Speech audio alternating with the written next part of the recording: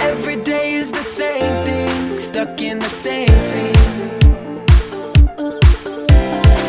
Your life is caught in a rerun, scripts never changing. Yeah. You see behind the curtains every lie that they say. Through the smoke and mirrors, what's real and what's fake. So I'm tired of the replay. There's gotta be a better way, a better way. Salut tout le monde, c'est Janie en direct de chez elle, période de confinement oblige. On vit vraiment une période particulière en ce moment en France, historique je dirais même. Et durant ce temps, on avait envie avec l'équipe du Jump de vraiment garder le lien avec toi. D'ailleurs, je t'encourage, je vous encourage à rester connectés les uns avec les autres, mais en fait je m'en fais pas trop parce que vous connaissant, je sais que les discussions Snap et les appels vidéo, etc. c'est en train d'aller dans tous les sens. Peut-être même qu'un animateur ou une animatrice du Jump t'a déjà contacté cette semaine pour savoir comment tu vivais tout ça. Et on a vraiment envie de garder ce lien. On va pas pouvoir se voir physiquement, mais on a plein de manières de communiquer et qu'on puisse s'encourager quand c'est galère les uns avec les autres. On veut vraiment garder ce lien. C'est une période particulière qu'on vit et sûrement que tu te poses plein de questions sur l'avenir, sur ce qui va se passer ou peut-être pas, mais peut-être que c'est compliqué à vivre, tu te retrouves à la maison avec tes parents, tes frères et sœurs et des fois t'aimerais bien sortir de là, prendre l'air. Et est-ce que t'étais au courant que dans la Bible, il y a aussi des personnes qui ont vécu une sorte de confinement? Et ce qu'on aimerait te proposer avec le Jump, durant les semaines qui viennent, tant que ce confinement va durer, c'est chaque dimanche une petite courte vidéo sur une personne qui a vécu le confinement dans la Bible et voir ce qu'elle peut nous apprendre. Parce qu'en fait, on croit avec toute l'équipe du Jump et l'église de l'Abri, on croit qu'en fait Dieu, il veut t'accompagner dans cette période-là. T'es pas tout seul et c'est peut-être une occasion d'en apprendre plus sur lui, d'en découvrir plus sur lui. Et en regardant la vie de ces personnes qui ont vécu un confinement et ce qu'elles ont appris sur Dieu, comment elles ont réagi, et ben on va voir si on peut trouver des petites choses qui peuvent nous aider dans notre quotidien à nous, un petit peu particulier en ce moment. Un des premiers sentiments que tu as dû avoir, sûrement, cette semaine, c'est cette impression d'être enfermé, coincé, comme si tu étais en prison chez toi. Est-ce que tu sais que dans la Bible, il y a des gens qui ont été vraiment en prison ? Et aujourd'hui, je te propose de voir le passage de Paul et Silas en prison. Paul, c'est un homme qui, après qu'il ait rencontré Jésus, donc il a vécu à peu près à la même époque que Jésus et après, quand il a rencontré Jésus, il a décidé juste après de consacrer sa vie à aller de ville en ville. Il a fait beaucoup de voyages pour parler de Jésus aux autres et que les gens puissent croire en lui. Ça a complètement transformé sa vie. Même avant, il était un petit peu contre les chrétiens, etc. Et il a eu une vision, il a vu Jésus et ça a tout chamboulé. Et donc il est allé de ville en ville, il allait avec d'autres personnes pour annoncer ce que Jésus avait fait. Il a commencé des églises, les premières églises, il parlait à des gens qui croyaient en Jésus, ça faisait un groupe de croyants et du coup ça faisait une église. Il est allé de ville en ville comme ça. Mais il se trouve que, en allant de ville en ville et en parlant de Jésus, il a souvent été confronté aux autorités, que ce soit les Romains ou les autorités religieuses juives de l'époque, qui n'étaient pas forcément d'accord avec ce qu'il annonçait, ce qu'il faisait.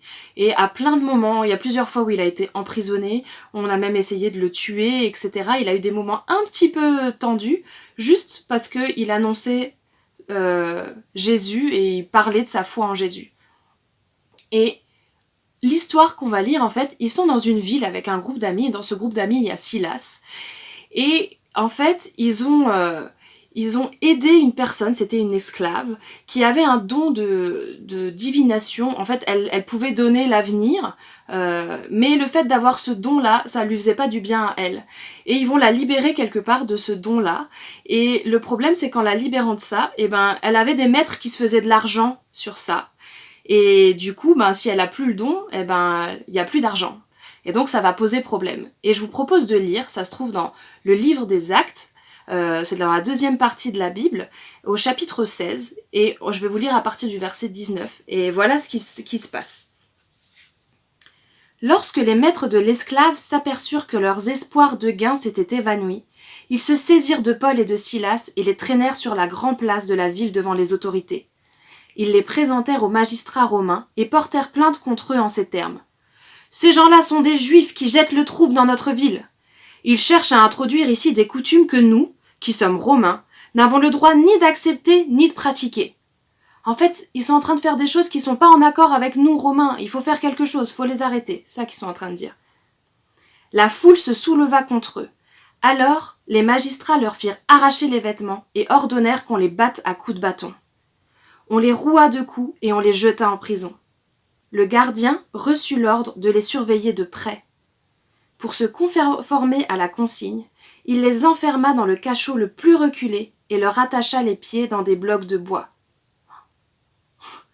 J'essaye de me mettre à la place de Paul et Silas, qui ont cette foi en Dieu et qui la partagent parce qu'ils pensent que ça peut changer la vie d'autres comme ça a changé leur vie.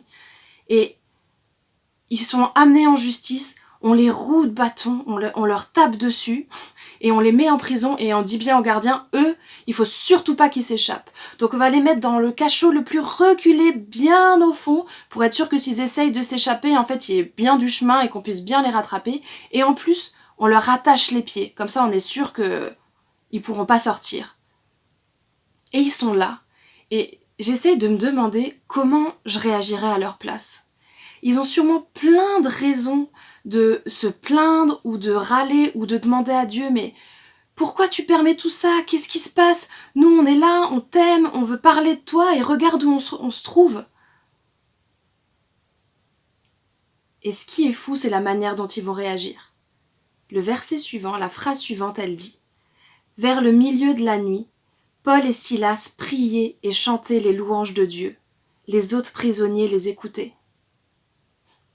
Ils ont plein de raisons de se plaindre. Ils ont plein de raisons de demander à Dieu « Mais pourquoi tu permets ça? T'es où ?» Et peut-être que dans ton confinement, t'as plein de raisons de te plaindre. C'est hyper compliqué d'être à la maison, tu comprends rien aux devoirs qu'on te demande, tu te poses des questions, t'essayes de travailler mais t'arrives pas ou t'essayes même pas parce qu'en fait ça te saoule. Et chaque jour d'être enfermé, tu peux prendre la journée en disant « Oh, ça me saoule. Mais pourquoi c'est comme ça ?» Et Paul et Silas, ils choisissent de louer Dieu et de le remercier pour tout ce qu'il fait. Ils viennent de se prendre des coups dans la figure, ils sont emprisonnés, et vers le milieu de la nuit, Paul et Silas priaient et chantaient les louanges de Dieu. C'est fou! Ils ont choisi d'être reconnaissants, de dire merci à Dieu pour tout ce qu'il fait. Et quelque part, ils nous apprennent quelque chose en faisant ça. Ils nous apprennent que être reconnaissant, c'est un encouragement puissant. En fait, quand des choses compliquées t'arrivent, t'as le choix. Soit tu regardes aux choses compliquées, soit tu regardes à tout ce qu'il y a autour, en fait, pour lequel tu peux dire merci malgré ce qui est compliqué. Et c'est ce que Paul et Silas ont décidé de faire. Vers le milieu de la nuit, Paul et Silas priaient et chantaient les louanges de Dieu. Les autres prisonniers les écoutaient. Tu peux choisir soit de regarder au point noir au milieu de ta feuille, soit regarder tout le blanc qui entoure et toutes les choses pour lesquelles tu peux être reconnaissant. Et ce que j'aimerais te proposer cette semaine, c'est un défi kiff du jour. L'idée, c'est que chaque jour, chaque soir, tu prennes le temps d'écrire ou de partager avec ta famille ou avec tes amis du Jump, etc. Une chose pour laquelle tu es reconnaissant de ta journée, une chose pour laquelle tu peux dire merci à Dieu dans tout ce que tu vis. Parce qu'il y a toujours plein de choses pour lesquelles on peut le remercier. On peut le remercier parce qu'on est en bonne santé, on peut le remercier parce qu'on a une famille avec qui passer du temps, etc. Parce qu'il y a eu un rayon de soleil, j'en sais rien. Mais que chaque jour, pendant cette semaine qui vient, c'est le défi kiff du jour, et on puisse être reconnaissant et je te laisse voir au travers de ça qu'en fait, être reconnaissant, c'est un encouragement puissant et ça peut changer ta journée. Ça peut changer la manière dont tu vas vivre ce confinement, de choisir d'être reconnaissant et de dire merci à Dieu pour les bonnes choses qu'ils te donnent au milieu de tout ce qu'on est en train de vivre. Alors, défi kiff du jour? Je te laisse en parler à tes parents et puis on se retrouve la semaine prochaine pour une nouvelle personne qui sera en train de vivre un confinement et voir ce qu'elle peut nous apprendre d'autre. Bonne semaine à tous!